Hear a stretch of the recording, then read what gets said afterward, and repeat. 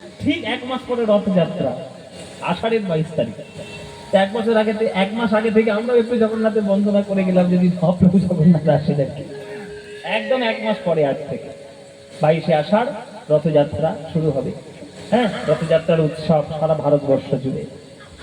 সেই জগন্নাথ মন্দিরে দেখতে এসছে আমার মহাপ্রভুকে এই গঙ্গাধর আর লক্ষ্মীপ্রিয়া। প্রভুর কাছে এসে প্রণাম করছে। গঙ্গাধর না, আমি গঙ্গাধর নই, আমি গঙ্গাধর নই, ঘন্টা মশাই নাই, পণ্ডিত মশাই নাই, ঠাকুর মশাই না, আমি কিচ্ছু নই। আমার শুধু একটাই পরিচয়, আমি হলাম চৈতন্যের দাস। তুমি কেন এমন করলে প্রভু? আমার মনে কত বড় ইচ্ছে ছিল যে তোমার সঙ্গে আমি একটু কীর্তন করি, লোকের হাতে ধরে পায়ে করে হরিনাম সংকীর্তন প্রদান করি। তুমি আমার মনটাকে রাখলে না। আমার ইচ্ছে পূর্ণ হওয়ার আগেই তুমি চলে এলে, সন্ন্যাসী হয়েছিল কালের মতো। আমার সারা জীবনের মনোবাসনা পূর্ণ হলো না। আচ্ছা ঠিক আছে বাবা, অন্যায় হয়ে গেছে তোমার কাছে গঙ্গাধর। তুমি যে আমায় এত ভালোবাসো আমি বুঝতেই পারিনি। আর তোমরা পুরীতে এসছো জগন্নাথের সামনে, এই জগন্নাথের মন্দিরে, এই জগন্নাথের দেউলের সামনে দাঁড়িয়ে যা চাইবে তাই পেয়ে যাবে, যা চাইবে তাই পেয়ে যাবে। বলো তোমাদের কি চাই? গঙ্গাধর বলছে, প্রভু আমরা তো তোমার চরণ ছাড়া আর অন্য কিছু চাই না, আমার চাওয়ার কি রয়েছে? কাঁচের টুকরো খুঁজতে খুঁজতে কেউ যদি একটা হীরের টুকরো পেয়ে যায়, সে কি আর কখনো কাঁচ খোঁজে প্রভু? কাঁচং বিচিন্নন্নিব দিব্যরত্নম, ভাগবতের শ্লোক। মায়েরা, রাস্তার মধ্যে তুমি কাঁচ খুঁজতে খুঁজতে যাচ্ছ, কাঁচ খুঁজতে খুঁজতে তুমি পেয়েছো হীরের টুকরো, আর কি তুমি সেই কাঁচের টুকরোটা খুঁজবে? প্রভু জগৎ খুঁজতে খুঁজতে জগৎপতির চরণ পেয়েছি, তুমি হলে আমাদের জগৎপতি, তোমার চরণ ছাড়া কোথায় যাবো প্রভু? তুমি আমাকে বঞ্চিত করে ভাবি চলে, তাই আমাদের বড় কষ্ট। গঙ্গাধর চিন্তা করো না, আশীর্বাদ করলাম তোমায়। তুমি তোমার স্ত্রীকে নিয়ে আজকের এই পরিধামে এসেছো, আমি আজ তোমাদের সবার সম্মুখে আশীর্বাদ করলাম। গঙ্গাধর বাড়ি ফিরে যাও, কিছুদিনের মধ্যেই আমারই অংশ স্বরূপ রূপে তোমার স্ত্রীর গর্ভ আলো করে আমি আবার নতুন ভাবে জন্মগ্রহণ করব। আমার নাম হবে শ্রীনিবাস আচার্য, তুমি হবে আমার বাবা, লক্ষ্মী হবে আমার মা। তোমাদের সন্তান রূপে এসে আমি আবার সংসার মাঝে প্রেম বিতরণ করব। তোমাদের আমি আশীর্বাদ করি। তুমি আমার ছেলে হবে প্রভু, আমার ছেলে হবে। শুনছো লক্ষ্মী কি বলছে? লক্ষ্মী বলছিস প্রভু, এটা যদি হয় তাহলে তোমার চরণের দাস হয়ে এই পৃথিবীর ইতিহাসে চিরকালের মতো আমাদের নাম লেখা থাকবে। এসো প্রভু, ঘরে এসো, তোমার অংশ স্বরূপ রূপে তুমি দ্বিতীয়বার আমাদের কাছে এসো। তোমার আশার অপেক্ষায় আমরা রইলাম। প্রভু আশীর্বাদ করেছিলেন গঙ্গাধর লক্ষ্মীপ্রিয়াকে যে তার অংশ স্বরূপ রূপে, দ্বিতীয় সন্তান রূপে তিনি আবার দ্বিতীয় রূপে আসবেন। বাড়িতে ফিরে এলেন গঙ্গাধর আর লক্ষ্মীপ্রিয়া। প্রভু জগন্নাথের কৃপায়, মহাপ্রভুর আশীর্বাদে লক্ষ্মীপ্রিয়া হলেন গর্ভবতী। গর্ভবতী হয়েছেন, সন্তান তিনি জন্ম দেবেন। ভগবানের ইচ্ছা অনুসারে মহাপ্রভুর দ্বিতীয় রূপ ধরে মহাপ্রভুর দ্বিতীয় স্বরূপ শ্রীনিবাস আচার্য জন্মগ্রহণ করলেন নদিয়া জেলার চাকুন্দি গ্রামে। আজ শ্রীনিবাস জন্মিল গঙ্গাধরের ঘরে, শ্রীনিবাস জন্মিল গঙ্গাধরের ঘরে, আরে পারাপতি যে শ্রীমনে আনন্দ না ধরে, পারাপতি যে শ্রীমনে আনন্দ না ধরে। ধ্বনি শঙ্খধ্বনি করে নারীরা, ধ্বনি ধরে নারীগণ, আর বাহু তুলে হরির ধ্বনি দেয় ভক্ত, বাহু তুলে হরির ধ্বনি দেয় ভক্ত, তাদের আনন্দবার ধরে না, ওই শ্রীনিবাসের জন্য হেরি আনন্দবার ধরে না, শ্রীনিবাসের জন্য হেরি আনন্দবার ধরে না, ওই শ্রীনিবাসে তোমরা হরি হরি হরি বলো ভাই, শ্রীনিবাসের জন্য হেরি হরি হরি হরি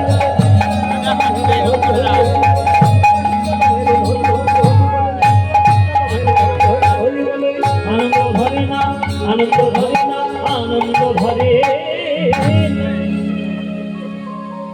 পাড়া প্রতিবেশীতে যদি একটা ছেলে হয় কারোর বাবা, আনন্দ হয় না? ওই যে ছেলে ঠিক থাকবে, হ্যাঁ যদি ছেলে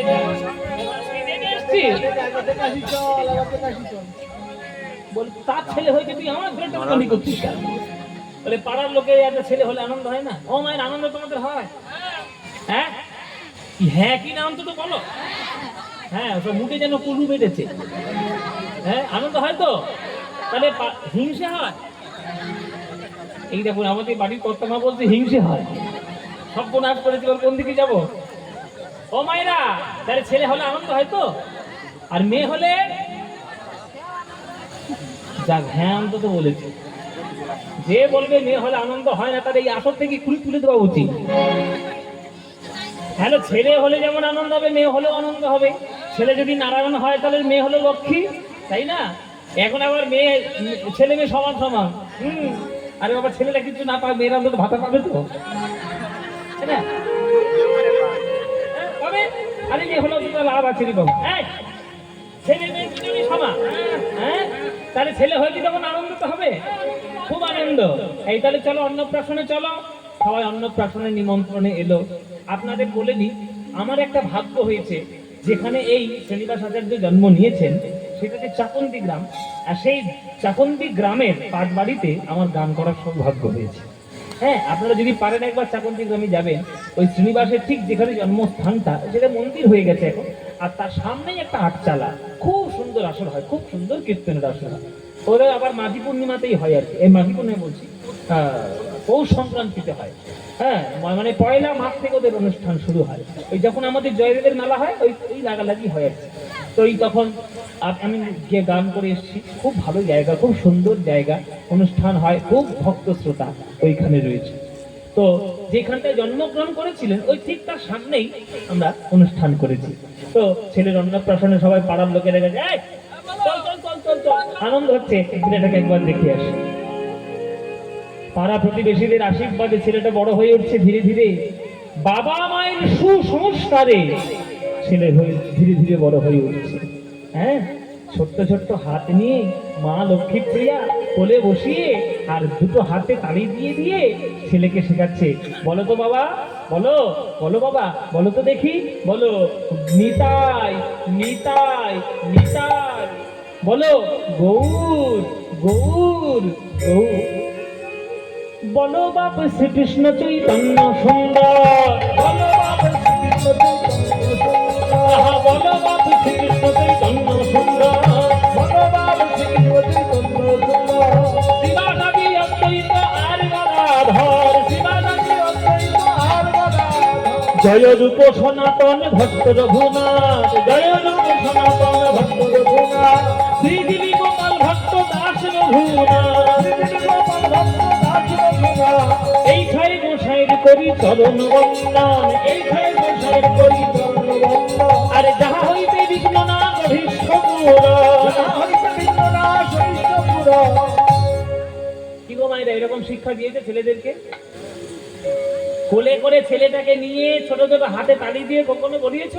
বলো বাবা নিতাই নিতাই নিতাই গৌর গৌর গৌর বলিয়েছ?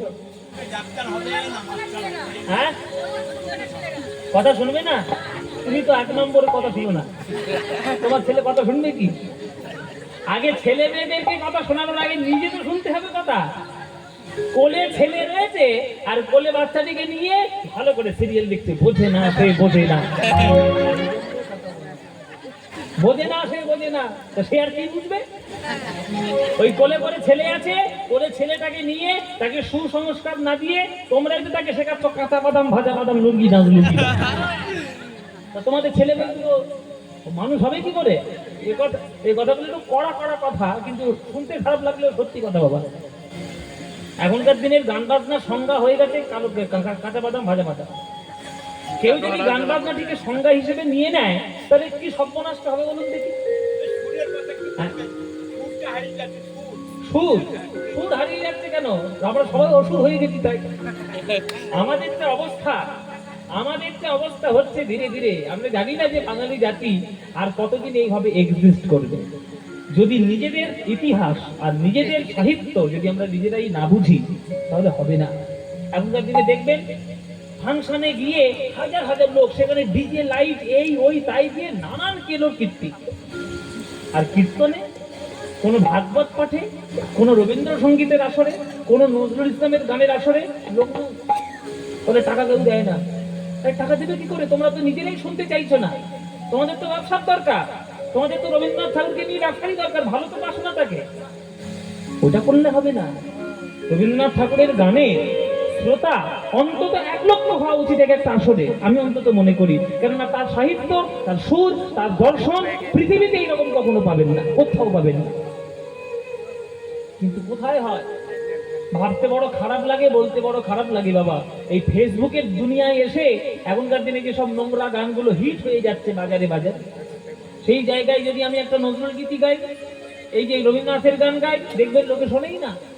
কেননা সেই শিক্ষা আমরাই দিচ্ছি না। তাই বাচ্চাদেরকে শিক্ষা দেওয়ার দায়িত্ব স্কুলের নয়, আপনার।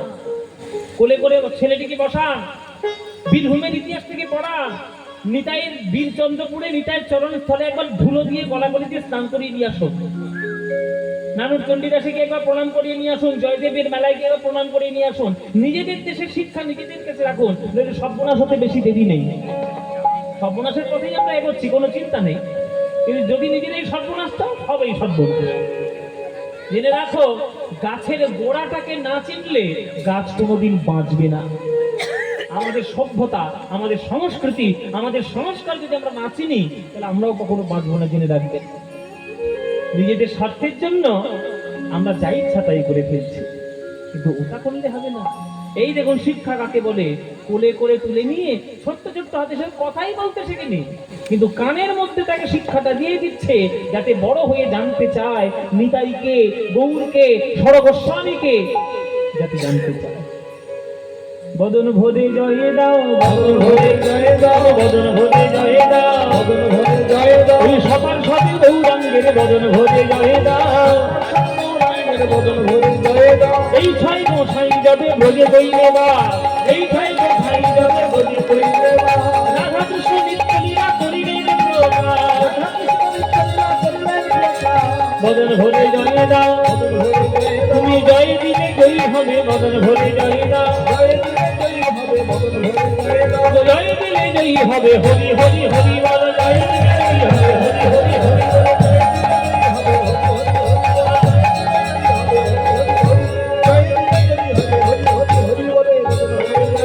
বদন ভরে জয় দাও, বদন ভরে জয় দাও, বদন ভরে জয় দাও। মায়ের কোলের শিক্ষা নিয়ে ধীরে ধীরে ধীরে ধীরে বড় হয়ে উঠছে এই শ্রীনিবাস ভট্টাচার্য। দেখতে দেখতে বয়স হলো 5-6 বছর। কথা বলতে শিখলো 7 বছর বয়সে পা দিল। 7 বছরের ছেলে বাবার কোলে উঠে বলছে, বাবা আমাকে তুমি পড়াশোনা শেখাবে না বাবা? পাঠশালায় আমি যাব না বাবা। পাড়ার লোকেরা তো অবাক, 7 বছরের ছেলেরা খেলাধুলোই পাগল হবে কোথায়, এ তো পড়বে বলছে গো। এই গঙ্গাধর, যা আশেপাশে যত গুরু আছে সবার কাছে নিয়ে যা, শিক্ষা লাভ করা। শিক্ষা বড় অভাব, শিক্ষা লাভ করাতে হবে। শিক্ষা না হলে জীবনে কোনো উন্নতি নাই, শিক্ষা লাভ করা। আশেপাশে যত গুরু ছিলেন, যত বৈষ্ণব ছিলেন, সবার কাছে শ্রীনিবাস ধীরে ধীরে শিক্ষা গ্রহণ করতে লাগলো। এত মেধা, এত তার স্মৃতিশক্তি, এত তার প্রতিভা। 12 বছর হয়ে বয়সটা হতে না হতেই সে সকল গুরুর কাছে শিক্ষা লাভ করে এক মহাপণ্ডিত রূপে 12 বছর বয়সে সে প্রকাশ করে।